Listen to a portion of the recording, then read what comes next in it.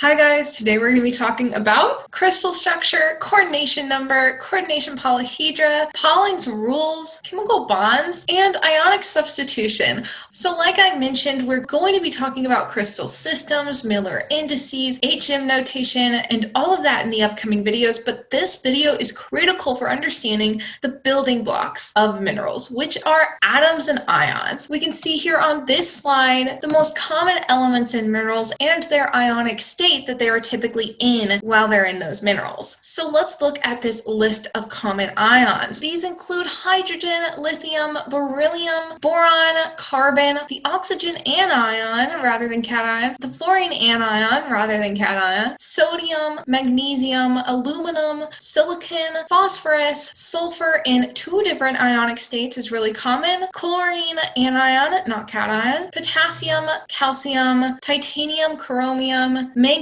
and iron both have two different common ionic states, then cobalt, nickel, copper, again with two different common ionic states, zinc, strontium, zirconium, silver, barium, lead, and uranium. And these are not in order from most common to least. These are just all of the most common naturally occurring ions on Earth listed in order of increasing atomic number, aka number of protons, which I've talked about many times in past videos, but that is the number that defines an element. Whereas the ionic state is given depending on how many electrons it has. So now that we have that under wraps, we can talk a little bit about Earth's crust, which is a little bit easier for us to access than Earth's interior. So as we see in this pie chart, we have common elements in Earth's crust listed here. So that is Earth's outermost layer. And that, as we can see, has mostly silicon and oxygen. And that is because it's really rich in something called silica. And we'll talk a lot about this silica structure later in this lecture because it's really important for a lot of these minerals that are found in Earth's crust, which contain silica, and these are all called silicates. And then after the silicon and oxygen, we have aluminum, iron, calcium, sodium, magnesium, potassium, titanium, and hydrogen. But before we move on to how these atoms and ions become arranged and packed into a mineral structure and the way in which they do that, we need to talk a little bit about a factor that controls the way in which they do that. This factor is the size of the atom or ion. The radius size of these atoms and ions is really critical for determining the overall structure of the mineral that contains these atoms and ions. As we can see by this little bubble structure here, this contains some bigger ions and some smaller ions. And this is a general model for how minerals containing different ions are structured. It clearly depends on the size of these ions. If these purple ions here were any bigger, they might not be able to fit into this mineral structure and therefore would not create the same mineral, or at least would do it in a way that the structure was shaped differently. Now, something important for us to define for this lecture is something called the coordination number. This can be applied to any atom or ion in a mineral structure, and it is the number of closest neighbors surrounding the central ion. In this case, we can imagine that this purple ion here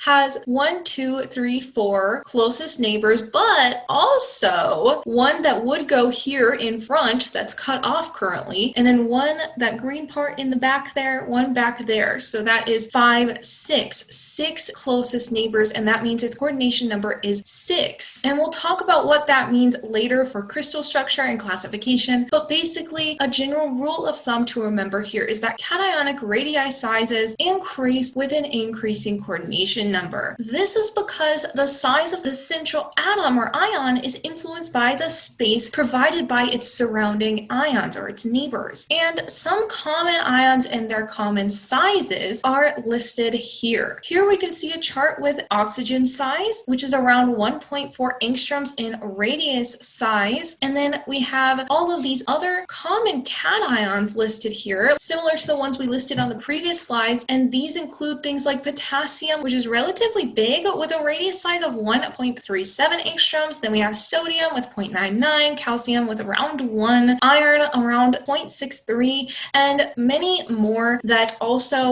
like mentioned here, can slightly vary depending on the coordination number. So now that we know that atoms and ions are the basic building blocks of minerals, how are they arranged or packed into mineral structures? There are 6 different really common ways in which atoms and ions can arrange themselves in mineral structures listed here. These these include linear structures in which linear molecules make up the mineral structure, or at least part of the mineral structure. As we'll see later, minerals can have multiple different types of coordination polyhedra in their structure, but the linear molecules have a 180-degree angle between bonds, as we can see here. The next common type of coordination polyhedron is triangular, and we have a couple different examples of triangular molecules here. We have triangular planar, where the triangle is on one plane. Then we have trigonal bipyramidal, in which you have the triangle on one plane, but then also two atoms or ions neighboring that central atom above or below it as well. And in this case, you have the 120 angle from the triangular pattern, but you also have a 90-degree angle for those atoms above and below the central atom with those atoms that make up the triangle pattern. Then we also have tetrahedral, as shown down here to the bottom left of the figure. We have a 109.5 angle between bonds in this case, and that might seem like a funky number for the angle. It's not 120, it's not 90, it's not 180, it's 109.5, but that is actually because in molecules where the central atom has a coordination number of 4, or 4 closest neighbors, the best way to situate the molecule is in this tetrahedral pattern, where the neighboring atoms or ligands are the furthest away from each other, because they want to be next to the central atom, not next to each other. They repulse each other, and so they're farthest away from each other when they are 109.5 degrees from each other. It's just how the math works out. But that's tetrahedral structure, and that is something we'll talk about mostly later, because that is the structure of silica. Silica, like we mentioned earlier, is the most common mineral or portion of a mineral that is found in Earth's crust, and therefore very important for geology and mineralogy. Next, we have octahedral. Octahedral is shown here to the right. We have both square planar that can be octahedral. We also have octahedral down here that is actually listed as octahedral. The reason why this is octahedral is because the coordination number for octahedral molecules is 6. Therefore, the central atom has 6 closest neighbors. However, in square planar molecules, these aren't necessarily octahedral because they don't have those last 2 closest neighbors to make their coordination number 6, but they also aren't tetrahedral, and the reason they don't coordinate themselves in a tetrahedral polyhedron is because they have lone pairs of electrons, in this case in front and behind that central atom here. And so that's why they orient themselves in a square planar pattern, because the repulsion from the electrons helps keep that square planar rather than just automatically going into a tetrahedral pattern. So the last 2 listed here are cubic and closest packing coordination polyhedra, and these have a coordination number of 8 and 12 respectively. We can see these in these examples shown here. Cubic has a coordination number of 8, and this is why it comes out as a cube. We have this central atom here, and it has 8 different closest neighbors, which cause it to have a cubic shape because there are 8 different points on a cube. Then we have closest packing. This is an example of hexagonal closest packing. What we can see here is that you have this first hexagonal plane of atoms. You have 6 surrounding atoms surrounding a center atom in the middle of that hexagon. Then you might be saying, why isn't that octahedral? It's got 6 surrounding atoms,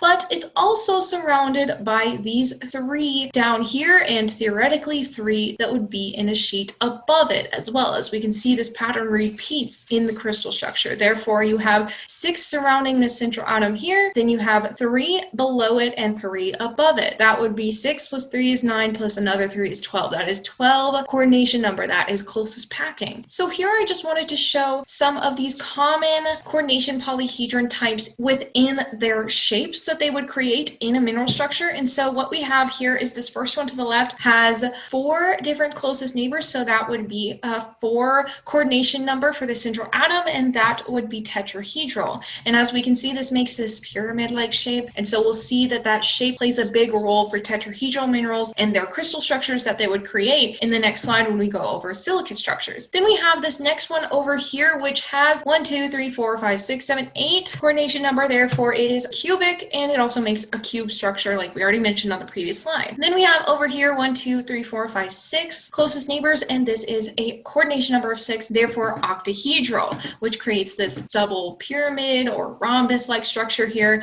and that is important for that crystal structure. So now let's talk a little bit about how silica tetrahedrons structure themselves within minerals. What we can see here is that silica tetrahedra can be arranged in a variety of different ways in different silicate minerals, and that is why there is such a diverse variety variety of silicate minerals out there. And so what we can see here is that this first one is an isolated silicate structure, and this can be found in olivine. Then we have a single chain structure, so just a chain of these tetrahedrons, and they're connected by their corner atoms here. And this is typical of pyroxene minerals. Then we have a double chain structure, which is typical of amphibole minerals. So they're not only chained to each other here, but they're also chained on their adjacent sides as well. Then we have sheet structure minerals like mica and clay minerals. These form sheets of silicon tetrahedrons and therefore are pretty soft when it comes to their hardness, because sheet structures have easily breakable planes because they have sheets that are within themselves pretty sturdy, but then in between the sheets, there's not really any chemical bonds. There's just attraction between molecules. And we'll talk about that type of bonding as well as other bond types and how these bond types affect mineral structures and mineral hardness on a later slide. Then lastly, we have this framework silicate structure, which is basically connecting the silica tetrahedra in all sorts of ways, causing a strong framework and therefore a very hard mineral called quartz. But this is also typical of many feldspar minerals. So now that we've talked about the common ions that are found in minerals, how they arrange themselves in minerals, and coordination numbers and polyhedra, let's talk about Pauling's rules. These rules are really important to understand before moving on in mineralogy because they govern the ways in which minerals can be structured and therefore formed, and so therefore they're just really important to understand. So these rules include the coordination principle, the electrostatic valency principle, and then two principles about sharing polyhedral elements, and then the principle of parsimony. So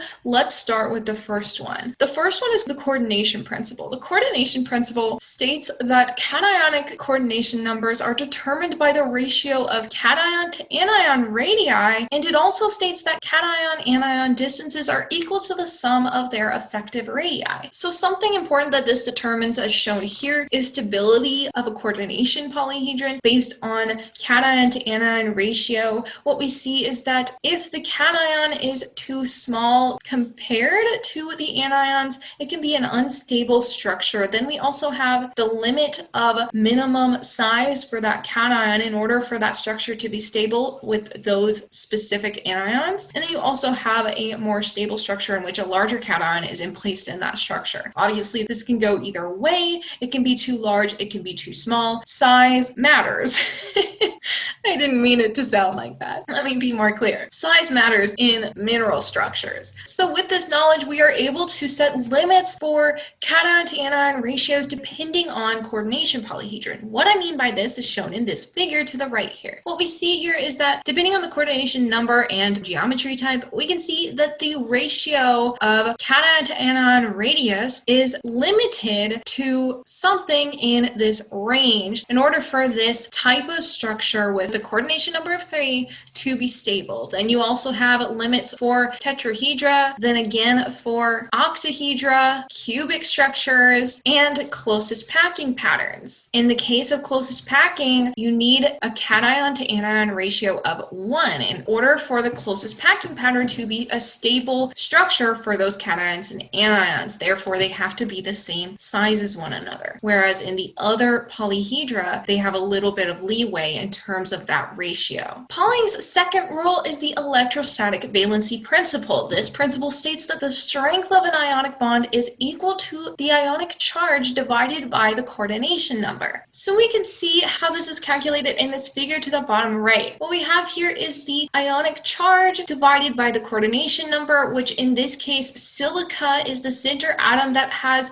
4 closest neighbors, so a coordination number of 4. And if you divide the ionic charge of 4 by 4, then you get 1. Therefore, the bond strengths of the silicon-oxygen bonds are 1. And then we have some terms over here. Isodesmic just means when all the bond strengths in a structure are equal to each other. Anisodesmic means when they are unequal to each other. Mesodesmic means it's mixed. These typically occur in more complex structures. And then you also have network structures. This is referring to the type of structure allowed for depending on the bond strength or electrostatic valency of these different coordination polyhedra and how they can link up. So in the case of silica, as we've already seen on the picture on the right, and as we can also look at in the picture on the bottom middle, the silica tetrahedron has an overall bond strength or electrostatic valency of +1. And this is exactly half of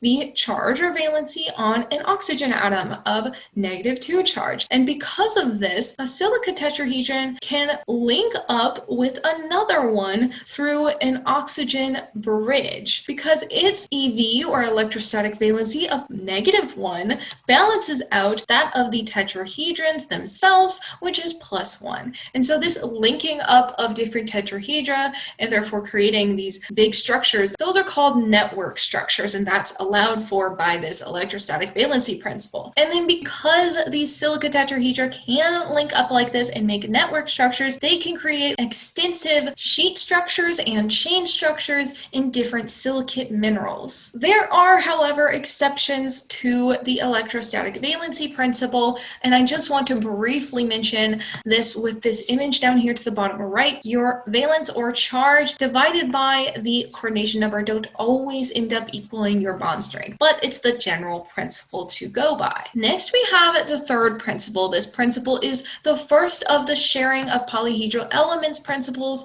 and it states that sharing edges or faces of coordinating polyhedra is unstable. Instead, they want to share their corner atoms, as we saw on the previous slide with the oxygen and silica tetrahedra. However, like we just mentioned on the previous rule, there are exceptions, such as seen in these minerals to the bottom right, and an analysis of connected pairs of polyhedra shows that most bond by corners only, but some bond by attaching faces and even edges. And so this rule is not a cover all cases type of rule. It's just the majority, in this case 62.5% of all coordination numbers and 73.3% of coordination numbers less than 8. The fourth Pauling's rule is sharing polyhedral elements rule 2. This principle states that cations of high valence or charge and small coordination number tend not to share polyhedral elements. This is similar to the previous rule, but in this case we're going to show an example of how this can cause distortion in the structures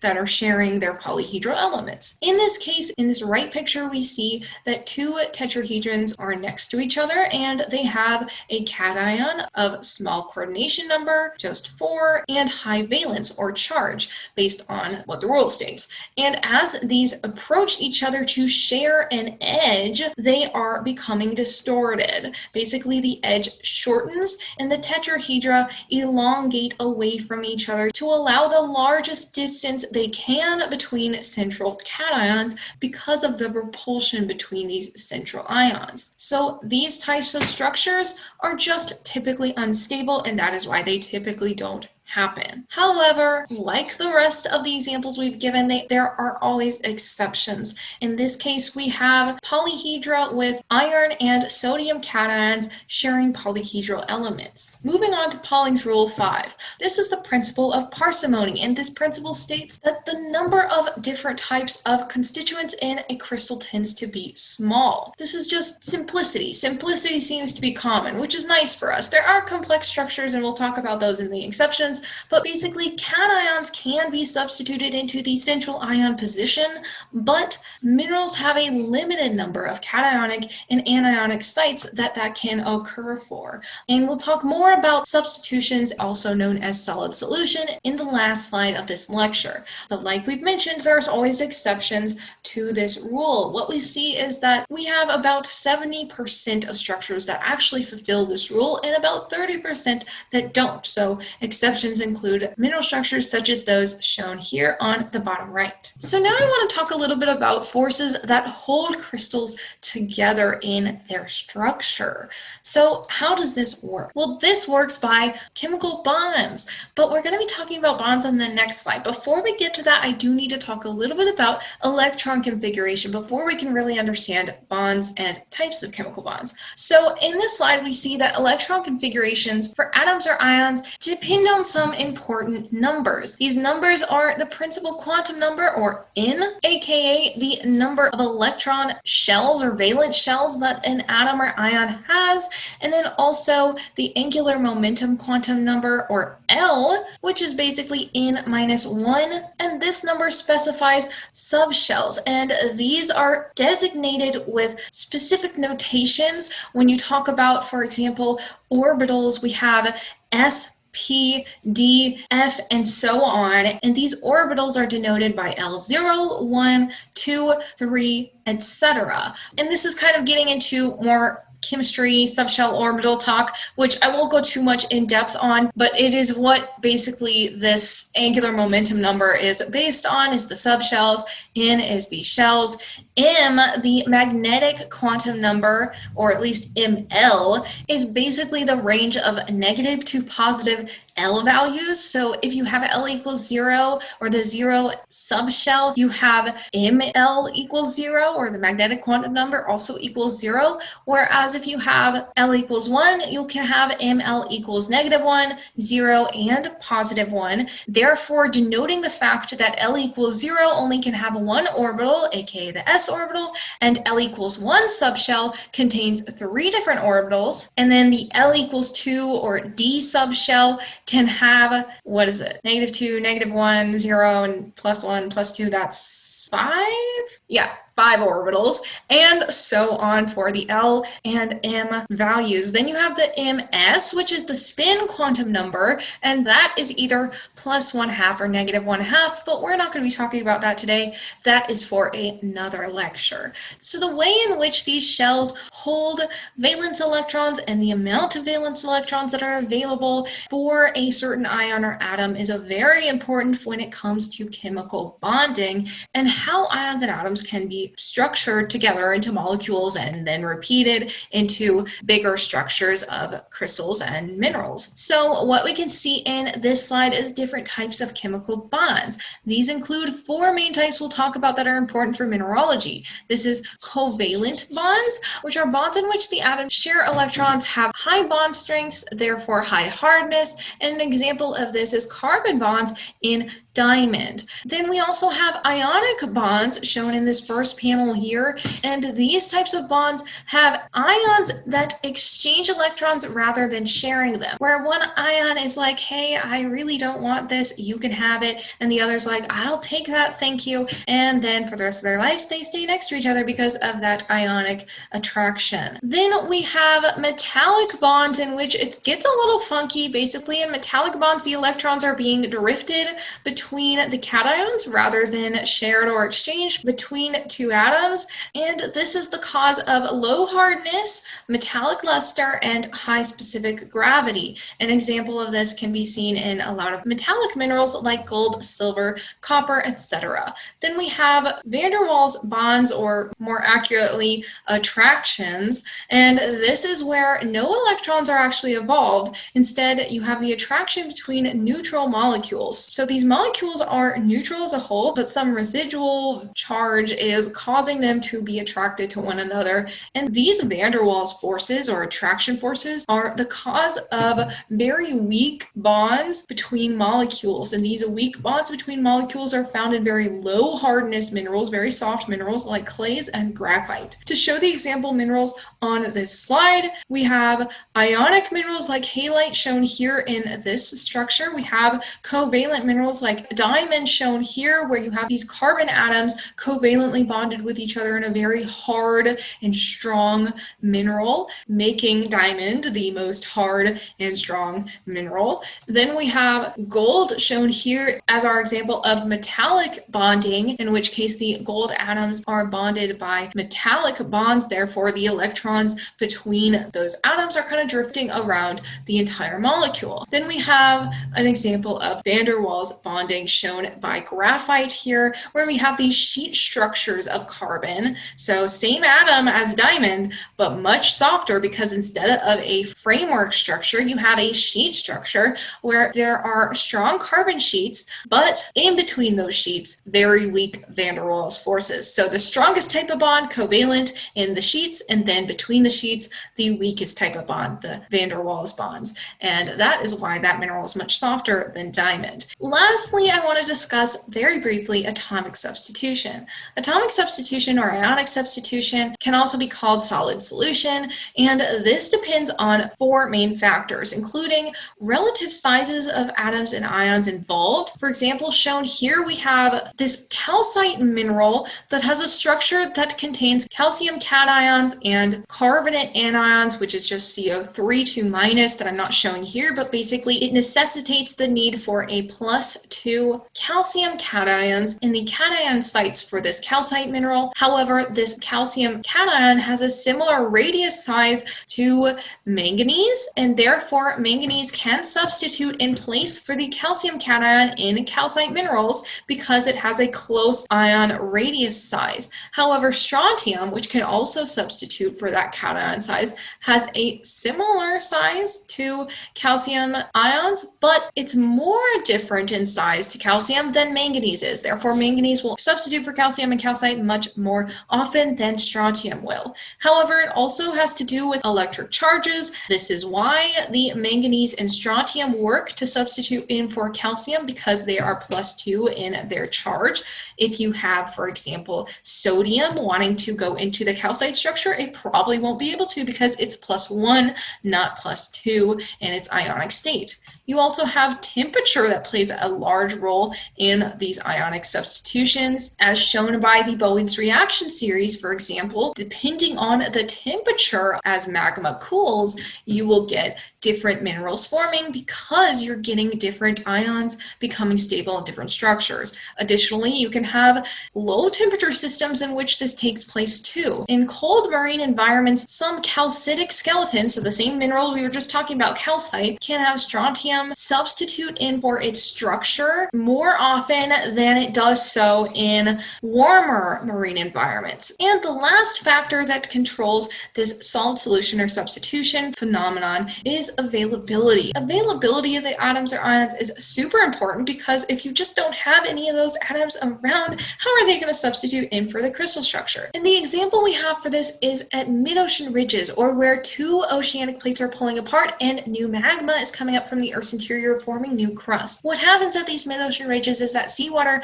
circulates through the newly forming crust, or the magma that's cooling, and in doing so, it substitutes out a lot of its magnesium for the calcium that is within the newly forming crust, and therefore it increases the amount of calcium in the seawater, which is affecting the availability of the ions for the substitution to take place. The last slide we have, guys, is this slide about different ways in which substitution can take place. There are three main ways in which this commonly occurs in minerals. These include substitutional solid solution, interstitial solid solution, and omission or defect solid solution. In the case of substitutional, we have random or ordered substitution that can take place in mineral structures. Then you can also have interstitial solid solution, where the atoms or ions kind of go into sites between the atoms or ions that are already in the crystal structure that are just available to kind of jump into without getting too unstable. And then lastly, we have omission solid solution, where we have a vacancy of an ion or atom in the structure that leaves this depression or distortion of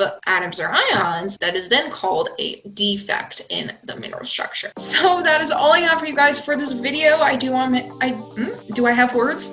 I do want to mention that the next two mineralogy videos are going to be focused on more so crystallography. So they're going to be titled crystallography, but they're also within this mineralogy playlist. And these will focus on crystal systems and Miller indices next. And then following that, we'll talk about symmetry and hermit Riemann-Mogren notation or HM notation. And if you are still watching this video at this point, please comment down below what your favorite mineral or mineral variant is. My personal favorite is grape agate. I encourage you all to Google it. It is super freaking cool. Anyway, with that, thanks again for watching, and I'll see you guys next time. Bye. Oh my gosh. I just realized that coordination number, CN, also stands for closest neighbors. Who knew? Probably a lot of people knew. I don't know why I'm late to that. Or was I? Nah, I'm not gonna include that. It's gonna take a little bit. Ovaline? Well, I won't go into that. That's not a mineral. Oh, I get it. Oh, never mind. No, so much to go through. Oh, wait, no, see.